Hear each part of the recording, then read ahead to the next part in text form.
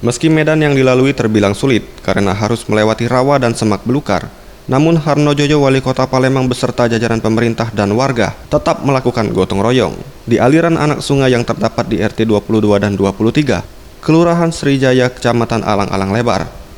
Dalam kegiatan ini, Harnojoyo bersama warga melakukan pembersihan lingkungan. Ditemui usai kegiatan, Harnojoyo menyampaikan sesuai dengan laporan RT setempat, ketika hujan kawasan ini kerap tergenang air hingga memasuki rumah warga.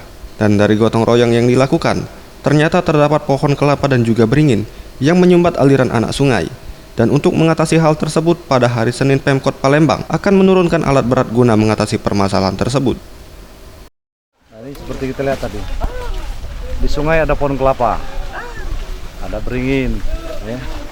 Kemudian kondisinya seperti ini. Memang hari ini belum tuntas. Setelah besok akan kita kirim amfibi yang sudah kita dapatkan untuk menuntaskan normalisasi ini.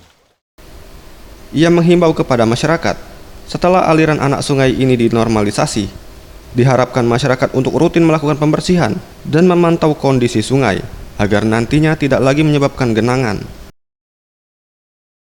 Anugrah Sandi Pratama, Sriwijaya TV.